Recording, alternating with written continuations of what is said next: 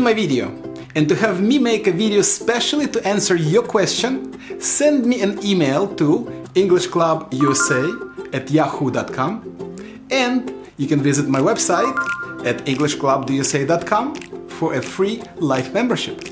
And don't forget to subscribe and hit the bell. Today I have a surprise for you. Today is a special video. Today is a magic video. Today is a video when I will try to teach you how you can feel bad even when you're up.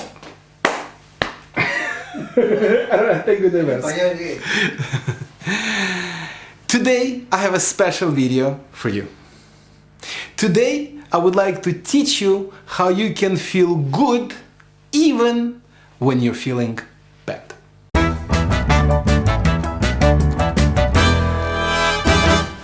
Okay, and you will ask me, Valerio, what is so special about today's video? Well, first of all, remember, English is binary.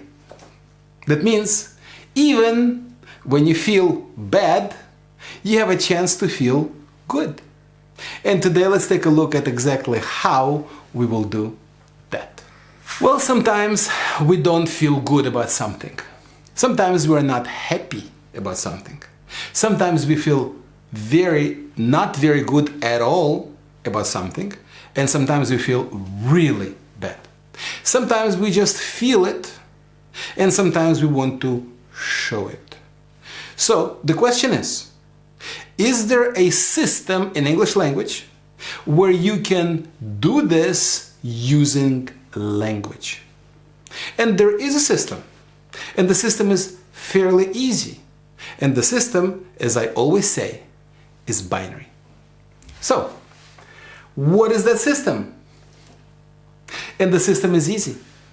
The system is, when you don't feel happy for whatever reason, you start feeling not so happy. So how do you describe somebody who is, for a very short time, that you can't really tell that they feel bad? And the word to describe it is dismayed. When you're dismayed with something, that means that you have a short-term, not very observable, definitely internal, negative feeling. What happens if you have the same situation that is observable? Something that is short-term, but somebody enters the room and say, "What happened? You didn't say anything, but the way you are, the way you react to people, the way you ask questions, the way you look at people, people understand that there is something that you are not happy about." And that is called angry. So when you're angry on the inside, but definitely people on the outside can tell that you are not happy. What happens when you have a long-term situation? For example, you have a loss of a loved one. Somebody lost a dog. A child lost a cat. There's no question that that child is very sad. But that child is very sad. Why? Because the child has negative feelings that for sure last a very long time. How many times you saw a child who says, "Mom, I missed my cat"? The cat has died 3 months ago, but the child still misses the cat. How many of us have lost a parent? And when you think about that, don't you think that you are sad? And that you are sad for a long time? Do people know that you're sad? Do you show everybody that you're sad? I lost my father a few years ago, Am I sad? I am. That's why I have his ring. So that I will remember, and the negative feelings that I have will be with me. Now the question is, what happens if you're sad and it is internal, but you can't work, you can't function, you cannot do anything which you're supposed to do? That's very sad. That's long term. And that is called depressed.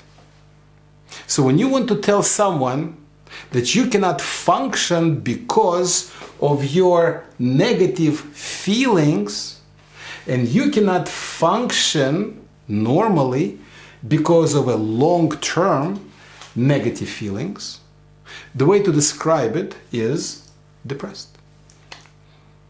And what happens if you have expectations? When you expect something that should have happened and something didn't happen. What do you call that? Is that a dismay? But you know it should have happened. You know it should have happened. You 100% it should have happened. There should have not been one chance of it not happening. So it's not just a dismay. You're not sad. You're very upset. So you're disappointed. When the child comes home and brings bad grades, after you help the child do the homework and understand everything, and he still got a bad grade, what happens? Are you happy? No, you're disappointed. How disappointed are you? You definitely are disappointed. Why? Because your expectations were not fulfilled. Now, how does your child know if you're disappointed? Maybe the child knows you pretty well, and he knows what the expectations were. But you're not telling anything. You're just internally disappointed. What happens if you have people who are not very balanced? When they have expectations that are not fulfilled. When they start throwing things against the wall. When they start breaking things. When they start screaming at a high voice. When they show physical evidence on the outside that the expectations were not fulfilled. What do you call that? That's called pissed off. Yes, I know it's a slang, but it doesn't matter. Everybody uses it. So when you want to express your extreme disappointment, and you want to express it externally, you tell somebody, look, I am pissed off. This should not happen. And that's how you do it. But what happens when you want to make a show? What happens if you really are not any of those things? What if you just want to have a little show? So you decided to think, what am I going to do? How am I going to show externally somebody that I am supposedly not happy? I have to show it. And for me to show it, I must be upset. So, when you have a husband or wife or a son or a daughter, and you want to show that you're not happy, what do? You tell them, look, I am very upset with you. Why did you do this? Are you expressing an unfulfilled expectation? Maybe. You know that that person will probably fix things later on, but you want to create a show. You want for the person to understand that you are unhappy. Are you unhappy? Maybe. Maybe you are. We don't know. But for sure, the function of the word upset has something to do with a thought about conscious. Sure. You see, now you have the ability to express yourself clearly about how you feel, if you feel negatively, using the correct words. But, there's a but. Have you noticed? All of these words have something in common. And what do they have in common?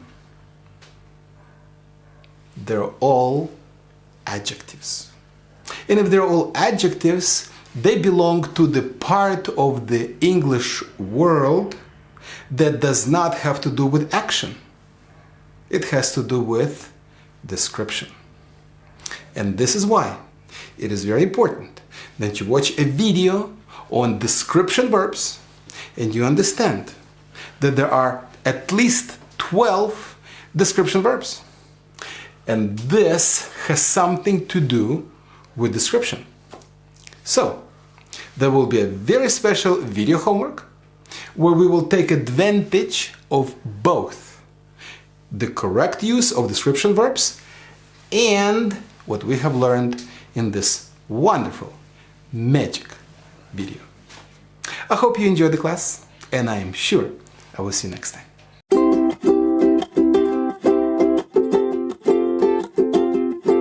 To be in my video and to have me make a video specially to answer your question, send me an email to englishclubusa@yahoo.com, and you can visit my website at englishclubusa.com for a free life membership. And don't forget to subscribe and hit the bell.